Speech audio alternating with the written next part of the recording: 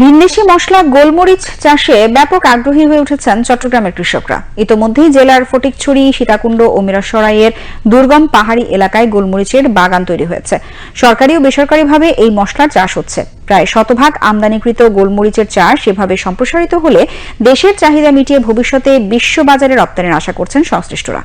চট্টগ্রাম প্রতিনিধি সাজ্জাদ হোসেনের পাঠানো তথ্যচিত্রে ডেস্ক রিপোর্ট। রোপণের ৩ বছরের মাথায় ফলন আসে। ফলন দেয় ২৫ বছর পর্যন্ত। একটি পূর্ণবয়স্ক গাছ থেকে বছরে ৮ কেজি পর্যন্ত গোলমরিচ পাওয়া যায়। ২০২৩-২৪ অর্থ বছর হতে ৫ বছর পর্যন্ত চট্টগ্রামে মিরসরাই ও সীতাকুণ্ড উপজেলার ৩ একর জমিতে ৩০ জন কৃষককে নিয়ে একটি পাইলট প্রকল্প চলমান রয়েছে। আগামীতে আরো ৩ উপজেলায় সম্প্রসারণ করা হবে। থোকনায় ধরে ছিঁড়ে গাছ থেকে শুকাই দেই। শুকানোর পরে এটাকে যখন আমরা বাজারে বিক্রি করি খুবই ভালো দামে বিক্রি করতে পারি। পিলারের প্রতি যদি আমরা 1 কেজি বা যদি পাই, আমাদের এই যে 100-200টা পিলার আছে, এর ভিতরে আমার অনেক ফল পাওয়া যাবে। বিশেষ করে মান্দার, কাঁঠাল, আম, সুপারি এবং আমাদের যে ওট যে গাছগুলো আছে সেই গাছগুলোকে সাপোর্টিং হিসেবে তারা ব্যবহার করে এবং সাপোর্টিং গাছের মাধ্যমে তাদের বংশবৃদ্ধি হয়ে থাকে।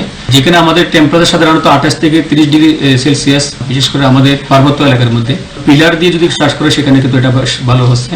বিগত 5 বছর ধরে ব্যতিক্রমী এই মশলার চাষে চাষিদের কারিগরি ও অর্থ সহায়তা করছে সরকারি সংস্থা PKSF এবং বেসরকারি উন্নয়ন সংস্থা অপকা। অতিমাত্রা যাচাই গোলমরিচটা, এটা আমরা প্রথম বাণিজ্যিকভাবে চাষ করেছি, প্রচুর লাভ এবং এমন ধরে এবং সবচেয়ে কত হলো কাটিং লতা কেটে আবার তারা চারা করতেছে। দেশে গোলমরিচের চাহিদা পূরণে দারুণ ভূমিকা রাখতে পারে পাহাড়ি এলাকা।